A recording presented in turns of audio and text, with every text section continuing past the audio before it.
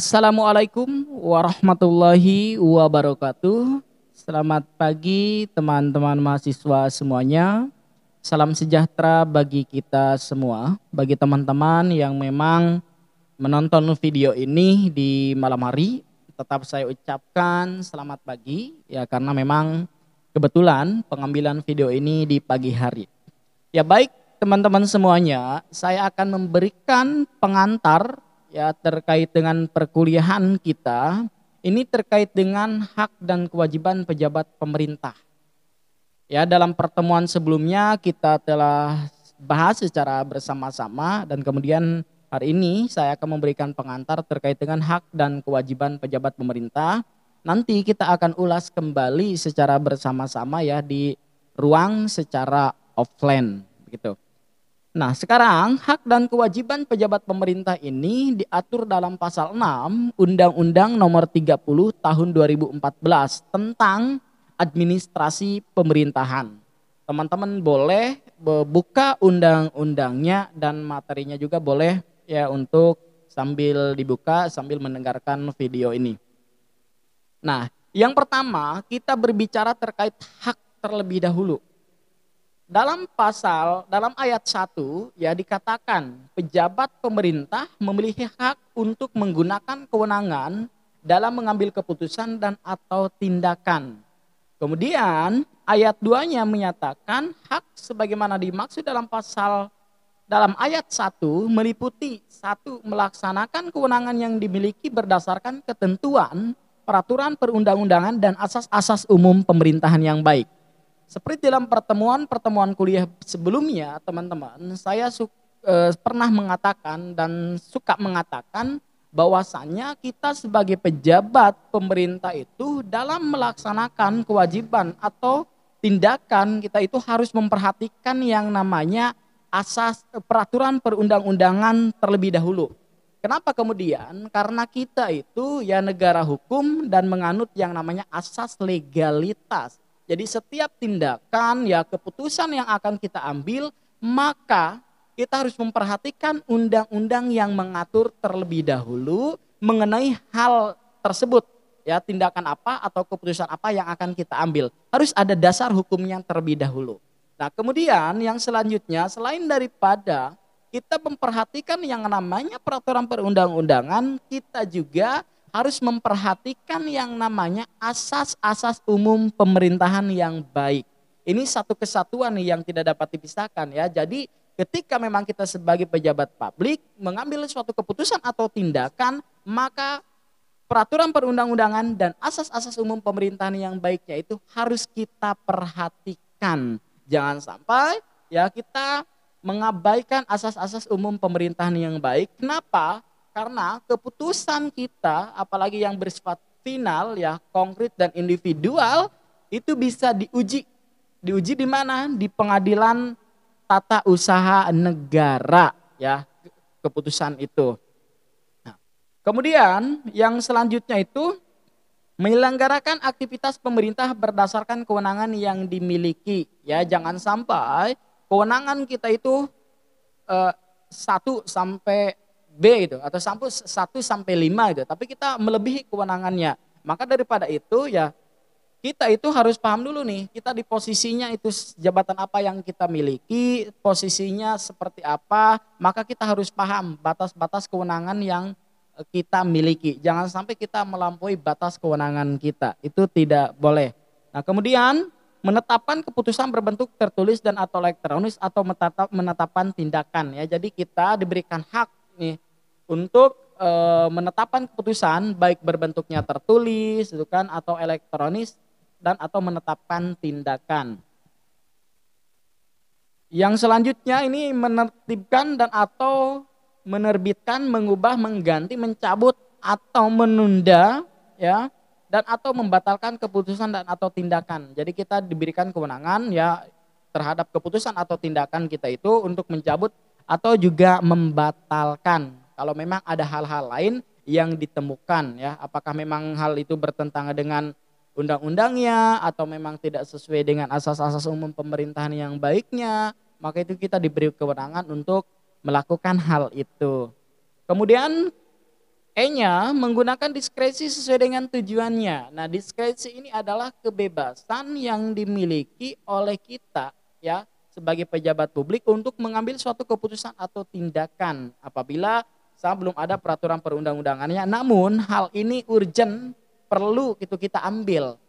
Nah, syaratnya, untuk mengambil diskresi ini itu diatur dalam pasal 22 Undang-Undang Nomor 30 Tahun 2014. Ya, syaratnya kita bisa menggunakan diskresi ini yang pertama untuk penyelenggaraan pemerintah, kemudian untuk mengisi kekosongan hukum dan memberikan kepastian hukum. Maka kita diperbolehkan untuk menggunakan diskresi tersebut, ya. Kalau memang tidak sesuai dengan diskresi, maka itu tidak boleh kita lakukan. Dikhawatirkan kita menyalahgunakan kewenangan kita yang berdampak merugikan masyarakat, merugikan keuangan negara. Ya, karena kalau kita sampai merugikan keuangan negara, apalagi untuk memperkaya kita, memperkaya diri sendiri atau orang lain, itu kita bisa masuk kepada tindak pidana korupsi. Kemudian yang berikutnya, mendelegasikan dan memberikan mandat kepada pejabat pemerintah lainnya sesuai dengan ketentuan peraturan perundang-undangan. Yang berikutnya huruf G-nya, menunjuk pelaksana harian atau pelaksana tugas untuk melaksanakan tugas apabila pejabat definitif berhalangan. Ya, itu saya rasa teman-teman sudah memahami dari maksud tersebut. Kemudian yang selanjutnya, menerbitkan izin dispensasi dan atau konsesi sesuai dengan ketentuan peraturan perundang-undangan, memperoleh perlindungan hukum dan jaminan keamanan dalam menjalankan tugasnya, kemudian memperoleh bantuan hukum dan pelaksanaan tugasnya, selanjutnya menyelesaikan sengketa kewenangan di lingkungan atau di wilayah kewenangannya. Nah, kita sebagai pejabat publik itu teman-teman, kita diberikan kewenangan atau hak untuk menyelesaikan sengketa, ya, kewenangan di lingkungan di wilayah kita. Nih posisinya misalkan kita sebagai bupati, itu kan. Nah, kita mengeluarkan suatu keputusan, namun itu menimbulkan polemik, ya, atau ada masalah-masalah sehingga warga masyarakat, ya, atau masyarakat atau siapa yang keputusan itu bersifatnya individual, konkret dan final, itu keberatan terhadap keputusan yang kita ambil. Nah, ketika memang ada keberatan yang diajukan oleh warga masyarakat yang terdampak langsung dengan adanya surat keputusan yang kita keluarkan itu, maka kita diberi kewenangan untuk menyelesaikan sengketa itu. Apakah sengketa kita itu keputusan itu yang kita keluarkan tidak sesuai prosedural atau tidak sesuai dengan asas-asas umum pemerintahan yang baik dan tidak sesuai dengan peraturan perundang-undangan, maka boleh kita untuk mengkaji ulang dan kita bisa menyelesaikan tersebut. Contohnya seperti di BPN. BPN itu salah satu lembaga, ya, atau badan yang diberikan kewenangan untuk melakukan sertifikat. Kalau memang dalam satu bidang tanah itu ada 2 sertifikat dan dua-duanya dikeluarkan oleh BPN, itu kan tidak adanya kepastian hukum bagi warga masyarakat, maka akan timbul masalah. Nah, ketika memang terjadi seperti itu, kemudian warga masyarakatnya datang ke BPN untuk melakukan mediasi, maka BPN dibolehkan untuk melakukan mediasi dan menyelesaikan sengketa tersebut. Ya, kalau memang ada kesalahan prosedur, tidak sesuai dan lain sebagainya, BPN diberikan kewenangan untuk membatalkan salah satu sertifikat. Yang terpenting silsilah dari tanah, ya, tersebut itu akurat, gitu, benar, tidak ada dokumen-dokumen yang fiktif, ya, ketika memang mengajukan pembuatan sertifikat. Kemudian selanjutnya menyelesaikan upaya administratif yang diajukan masyarakat atau keputusan dan tindakan yang dibuatnya. Ya, ketika memang sekarang di dalam pengadilan tata usaha negara, teman-teman semuanya, ketika terjadi permasalahan yang akan dibawa ke TUN, maka sebelum kita mengajukan ke pengadilan tata usaha negara, terlebih dahulu kita itu harus mengajukan yang namanya upaya administratif. Nah, upaya administratif ini adalah upaya keberatan bagi warga masyarakat yang terdampak langsung dengan adanya surat keputusan tersebut. Contohnya tadi, ketika memang BPN mengeluarkan sertifikat dalam satu bidang tanah, kemudian satu bidang tanah itu ada 2 sertifikat. Nah, maka kita sebagai warga masyarakat yang terdampak langsung boleh untuk mengajukan upaya administratif kepada BPN, ya, untuk dikaji. Dan BPN juga boleh diberikan kewenangan untuk membatalkan salah satu sertifikat tersebut. Nah, ketika memang upaya administratif itu kita ajukan kepada BPN namun tidak ada jawaban, tidak dikabulkan, maka dari situlah kita sudah diperbolehkan memenuhi syarat formil untuk mengajukan untuk mengajukan gugatan ke Pengadilan Tata Usaha Negara. Jadi syaratnya harus upaya administratif karena itu adalah syarat formil untuk mengajukan gugatan ke Pengadilan Tata Usaha Negara. Kalau upaya administratif itu tidak dilakukan, kemudian kita langsung mengajukan ke Pengadilan Tata Usaha Negara, itu dalam proses dismisal aja ya, dismisal proses itu bisa ditolak oleh Ketua Pengadilan Tata Usaha Negara karena syarat formilnya atau upaya administratifnya belum kita tempuh. Itu perlu kita perhatikan ya. Kemudian menjatuhkan sanksi administratif kepada bawahan yang melaksanakan pelanggaran sebagaimana diatur dalam undang-undang ini. Ya, jadi kita sebagai pejabat yang punya kapasitas ya, kita boleh menjatuhkan sanksi dan lain sebagainya secara administratif ketika memang bawahan kita ada yang nakal, tidak masuk kerja itu. Contohnya kita boleh kayak mengeluarkan surat peringatan gitu kan dan lain sebagainya yang diperbolehkan berdasarkan peraturan perundang-undangan. Kemudian kalau kewajiban itu diatur dalam pasal 7 ayat 1-nya itu pejabat pemerintah berkewajiban untuk menyelenggarakan administrasi pemerintahan sesuai dengan ketentuan peraturan perundang-undangan, kebijakan pemerintah dan asas-asas umum pemerintahan yang baik.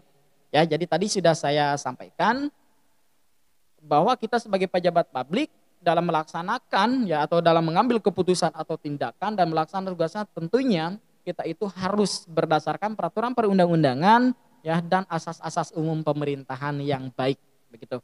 Kemudian ayat 2 itu pejabat pemerintah memiliki kewajiban membuat keputusan dan tindakan sesuai dengan kewenangannya, mematuhi asas-asas umum pemerintahan yang baik sesuai dengan ketentuan peraturan perundang-undangan. Tadi sudah saya sampaikan ya.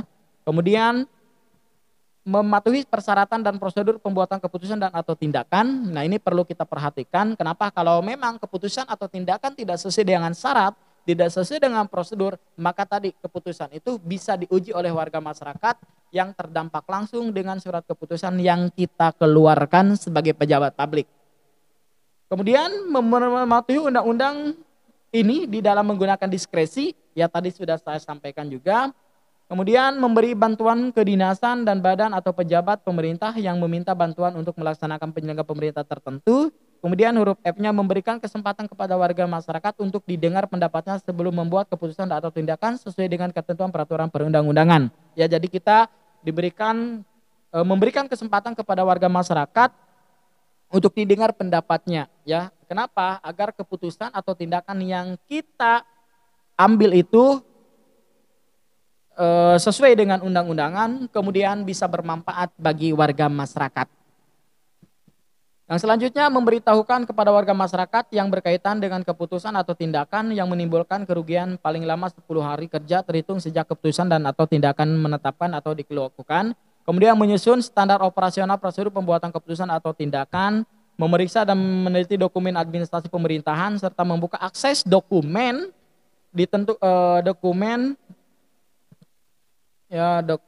dokumen administrasi pemerintah kepada warga masyarakat kecuali ditentukan oleh undang-undang, memberi keputusan terhadap permohonan warga masyarakat sesuai dengan hal-hal yang diputuskan. Kemudian ada juga melaksanakan keputusan dan atau tindakan yang sah dan keputusan yang telah dinyatakan tidak sah atau dibatalkan oleh pengadilan. Ya, ini melaksanakan keputusan atau tindakan sah ya dan telah diputus oleh pengadilan. Jadi kita sebagai pejabat publik, teman-teman semuanya, nah tadi contohnya ketika memang BPN mengeluarkan dua sertifikat dalam satu bidang tanah, upaya administratif sudah dilakukan, kemudian kita mengajukan gugatan ke Pengadilan Tata Usaha Negara dan gugatan kita itu dikabulkan. Ya, maka otomatis nih kalau memang putusannya itu sudah mempunyai kekuatan hukum yang tetap atau ingkrah, salah satu itu kan dibatalkan, maka pejabat tersebut harus melaksanakan putusan itu. Artinya sertifikat yang dibatalkan itu harus dicoret ya dari buku registernya ya karena sudah dibatalkan berdasarkan keputusan pengadilan. Dan biasanya kalau memang itu pengadilan boleh BPN disuruh ya atau diperintahkan untuk menerbitkan sertifikat baru gitu. atau mengeluarkan sertifikat yang saat ini atau lain sebagainya, ya tergantung dari permasalahan-permasalahan yang kita ajukan atau permohonan yang kita ajukan kepada Pengadilan Tata Usaha Negara, petitumnya itu seperti apa begitu. Dan nanti dikabulkan, jadi lihat loh petitumnya itu seperti apa yang dikabulkan ya. Dan kita harus benar-benar cermat dalam membuat petitum ya atau membuat surat gugatannya. Kenapa? Karena pengadilan itu atau hakim itu tidak boleh tuh menjatuhkan putusan itu di luar yang kita mintakan atau yang disebut dengan ultra petita.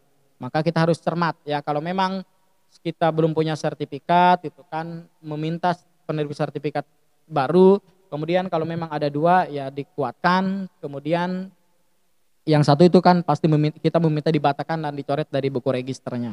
Dan kita sebagai pejabat yang memegang ya yang punya kekuasaan di bidang itu, maka kita harus melaksanakan putusan pengadilan tersebut. Mematuhi putusan pengadilan yang telah berkekuatan hukum tetap ya. Itu. Nah, itu teman-teman semuanya pengantar kuliah kita ya terkait dengan hak dan kewajiban pemerintah sebagaimana yang diatur dalam pasal 6 dan pasal 7 Undang-Undang Nomor 30 tahun 2014 tentang administrasi pemerintahan.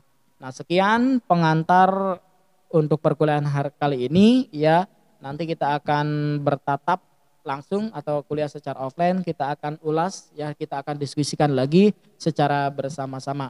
Terima kasih, kurang dan lebihnya mohon maaf. Wassalamualaikum warahmatullahi wabarakatuh. ASP lapor, ayo hukum, jauhi hukuman.